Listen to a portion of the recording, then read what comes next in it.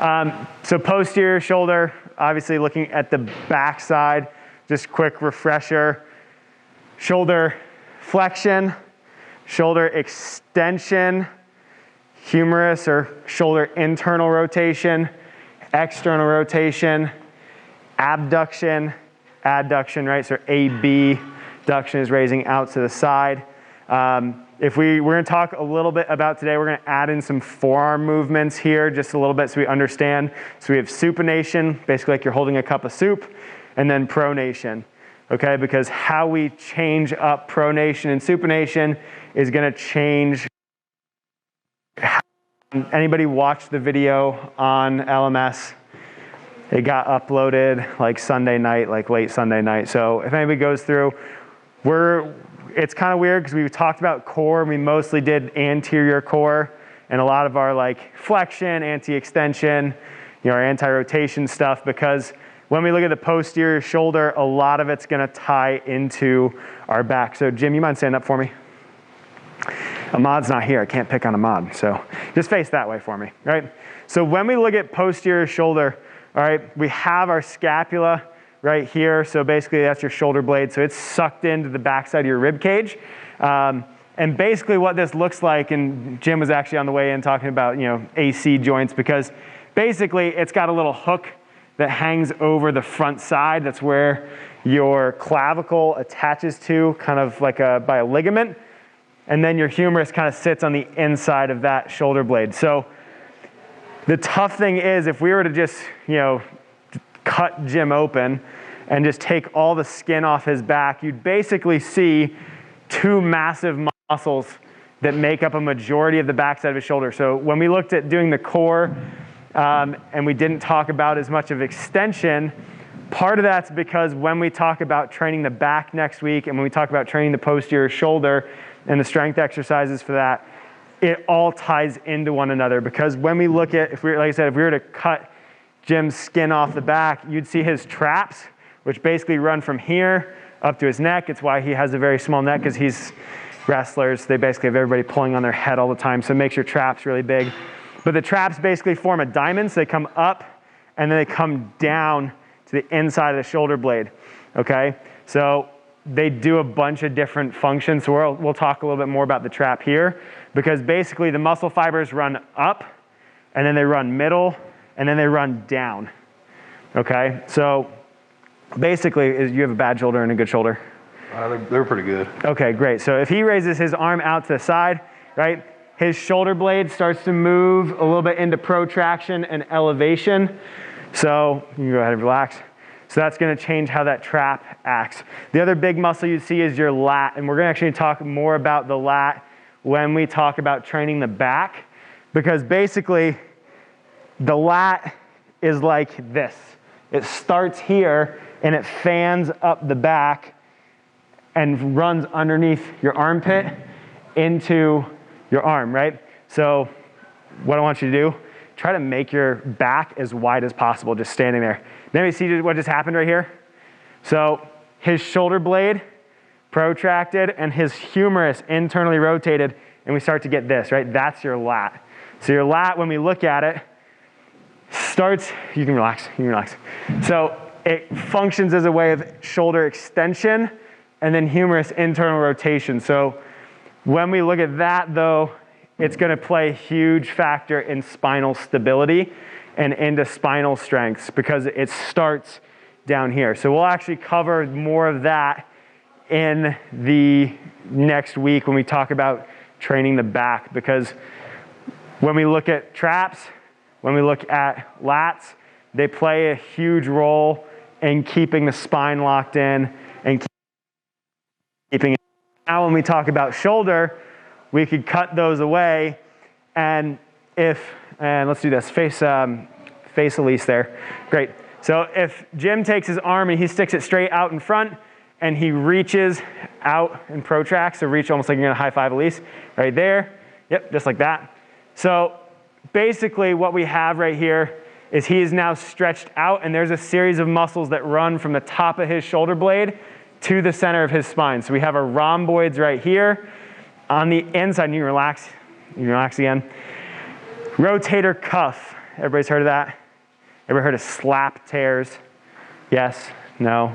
Slap tear is just another term for rotator cuff tear. Don't say rotator cup, because anybody that knows anything about shoulders is just going to look at you like you're an idiot, because nothing's like cupping the shoulder. It's not like that, okay? But when we look at the shoulder and when we look at the rotator cuff, go ahead and face the wall again. All right. When Jim internally rotates his arm, so internally rotate it. So yep, right there. That's being caused by his teres minor, teres major. Go ahead and externally rotate it. That's being caused by his his infraspinatus, which basically is sandwiched to the back of that shoulder blade and runs the outside of his shoulder. And then if he were to take that position and raise it out almost in like a 45-degree angle right there, that's being caused by his supraspinatus. So go ahead, relax. When we look at those four, those are the most commonly injured because they have to stabilize your shoulder as it moves through ranges of motion. So if Josh, what'd you say you top out at, like 86, 87? So when Josh throws a pitch, he goes through this whole motion of basically humerus internal rotation. Well, if his teres minor, teres major has to be strong enough to create it, and his infraspinatus and his supraspinatus have to be strong enough to resist it and act as the brake so he doesn't just launch his shoulder blade out of socket, okay? So when we look at these, basically those main groups of muscles, and there's another one that's right under it, right? Because we talked about the shoulder blade. The only place it connects is right there at your throat. So we talked about basically your serratus anterior that pulls it forward. On the underside, right? And that's why this shoulder gets really complex, because we have your rhomboids that basically pull that shoulder blade in. And then on the underside, there's another set of muscles that do the same thing, right? So that's basically what you call your subscapularis. It basically comes, if this is the inside of my shoulder blade and this is my spine, it runs from the inside and connects over. So when we look at creating all these different motions with our shoulder, we have to look at where things are going to start to line up. So I'm going to have Jim bring his arm out at 90 degrees, and you can bend your arm however right there.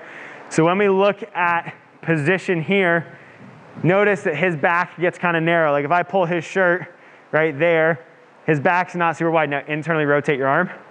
Other way, other way. Anybody see all of a sudden this gets a little bit bigger? Now make your back as wide as possible again, right?